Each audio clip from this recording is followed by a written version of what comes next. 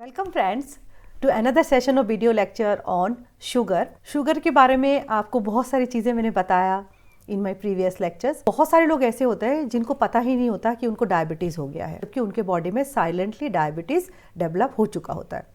हो सकता है आपने रूटीन चेकअप में ब्लड शुगर चेक किया हो या किसी और वजह से ब्लड शुगर चेक किया हो तो आपको पता चला कि आपका ब्लड शुगर बढ़ा हुआ आ रहा है। बहुत सारे लोग ऐसे होते हैं जिनको ज़्यादा प्यास लगती है या बार बार यूरिनेशन होता है, वीकनेस या बॉडी वेट बढ़ा होता है सडनली, तब डॉक्टर सजेस्ट करते हैं कि ब्लड शुगर भी टेस्ट करा लीजिए और पता चलता है कि शुगर बढ़ा हुआ है। हर कोई ये सोचता है कि लास्ट कुछ दिनों में ना ही मैंने ओवर ईटिंग किया, ना ही मैंने शुगर कंटेनिंग फूड ज़्यादा खाया, जैसा खाती थी वैसा ही खा रही थी, तो कैसे मेरा बॉडी वेट बढ़ गया, कैसे मुझे डायबिटीज़ हो गया, सडनली डायबिटीज़ हो गया।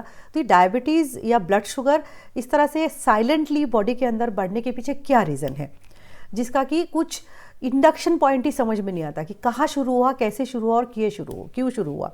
व्यूअर्स, इस चीज़ को समझने के लिए शुगर का किस तरह से बॉडी के अंदर यूटिलाइजेशन होता है और शुगर कंटेनिंग फूड जब हम खाते हैं तो उसके इमीडिएट बाद हमारे ब्लड में क्या क्या चेंजेस होते हैं उसको समझना बहुत ज़रूरी है। ये शुगर जो है वो साइलेंटली हमारी बॉडी में कहाँ दबे पैर दस्तक क्यों देता है।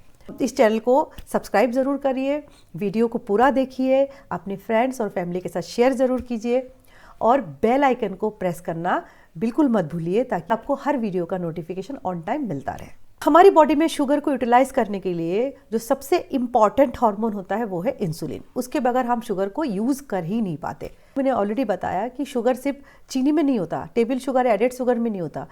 जो कार्बोहाइड्रेट कंटेनिंग फूड होता है वो सब में शुगर होता है और उसका after stomach absorption and digestion and product होता है ग्लूकोज। सारे sugar containing metabolic and product बनते हैं, वो सब हमारे स्टमक से एब्जॉर्ब होकर ब्लड में पहुंचता है। ये शुगर मॉलिक्यूल्स हमारे ब्लड में पहुंचता है तो हमारी बॉडी में हार्मोन रिलीज होता है, वो होता है इंसुलिन।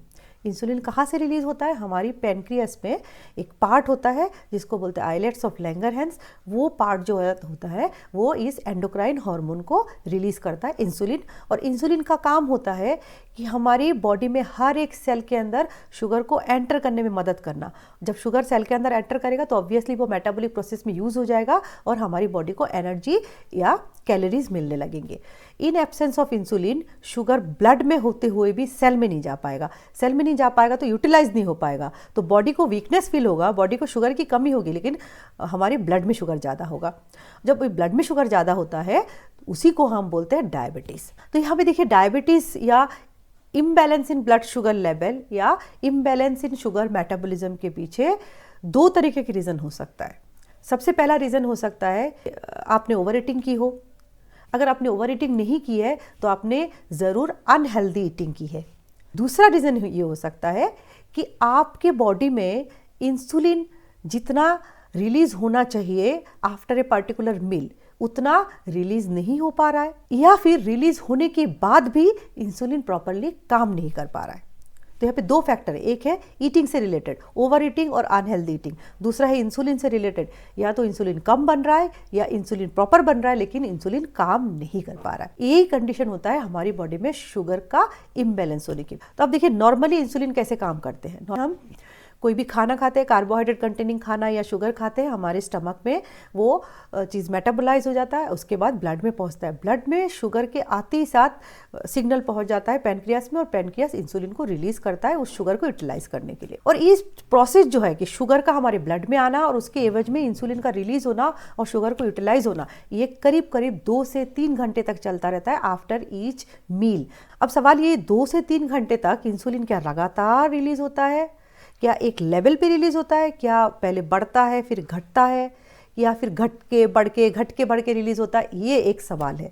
मतलब इंसुलिन एक स्टेडी स्टेट में रिलीज होता है कि पहले बढ़ता है देन डिक्रीज होता है, या फिर इस तरह से कर्व में बढ़ता है घटता है वे भी फॉर्म में रिलीज होता है? किस तरह से रिलीज होता है इसको समझना है।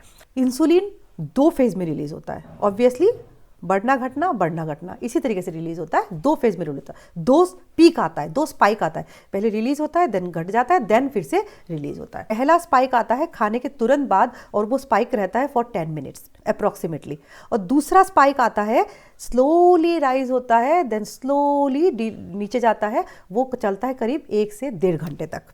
तो इंसुलिन यहाँ पे बाईफेजिक रिलीज होता है, 2 फेज में रिलीज होता है। पहला होता है instant phase and short living phase, short duration के लिए होता है। दूसरा फेज होता है ग्रेजुअली रिलीजिंग फेज और होता है लॉन्ग स्टैंडिंग फेज।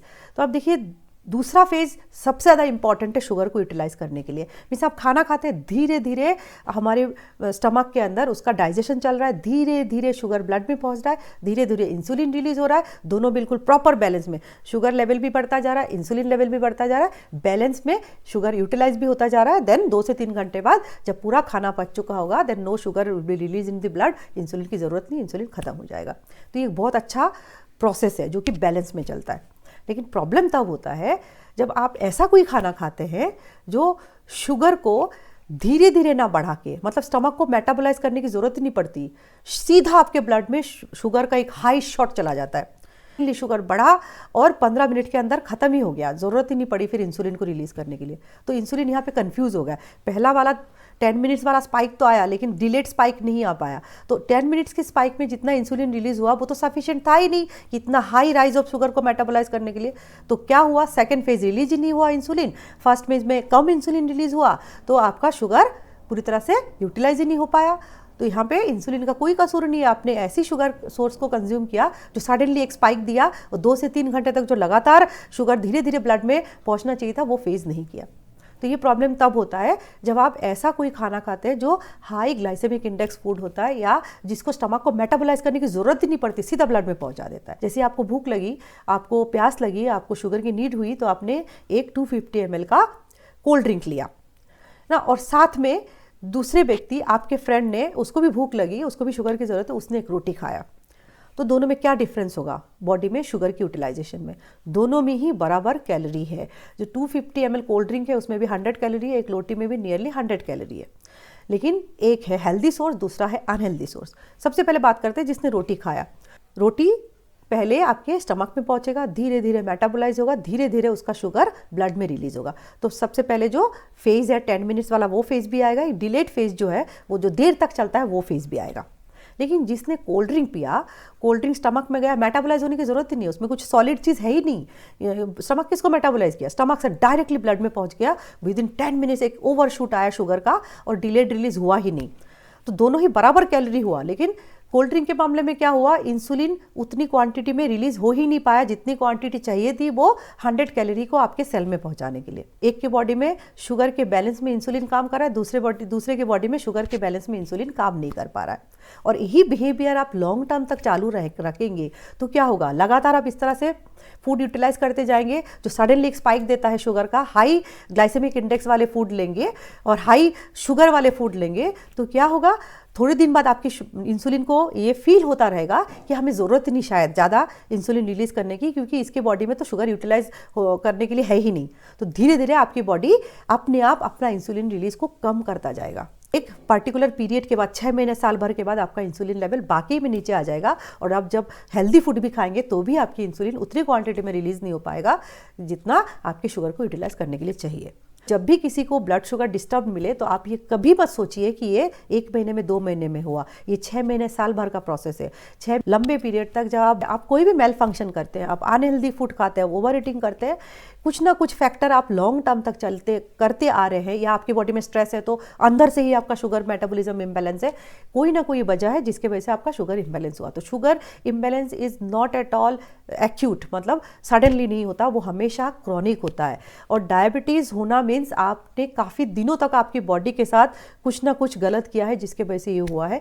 तो आपको ये पहचानना बहुत ज़रूरी है, इस चीज़ को समझना बहुत ज़रूरी है कि हेल्दी और अनहेल्दी फूड में डिफरेंस क्या होता है। डिफरेंस बस इतना ही होता है, आपको ऐसा खाना खाना है, इसलिए हम बोलते हैं कि फाइबर कंटेनिंग फूड लेना चाहिए, स्टमक फिलिंग फूड लेना चाहिए, क्योंकि उससे क्या होता है, स्टमक को मेटाबोलाइज करने के लिए टाइम लगता है और एक स्टेडी स्टेट स्लोली शुगर आपके ब्लड में जाता रहता है, ना कि सडनली एक स्पाइक आया देन नीचे चला गया। हमारी ब्लड शुगर डिस्टर्ब होने के पीछे क्या रीज़न होता है और इंसुलिन और शुगर किस तरह से एक रिदमिक और एक सिंक्रोनाइज्ड लेवल में काम करता है। सो ऑब्वियसली आगे के लेक्चर्स में मैं डायबिटीज़ के ऊपर और बात करूंगी, आपको डायबिटीज़ को समझने में मदद मिलेगा, डायबिटीज़ से आगे क्या क्या और डिसीज़ होने का खतरा है, या किस तरह से डायबिटीज़ होने के बाद ब्लड शुगर को हमें कंट्रोल करना चाहिए, मैनेज करने के क्या क्या तरीके होते हैं, वो सब डिस्कस करूंगी।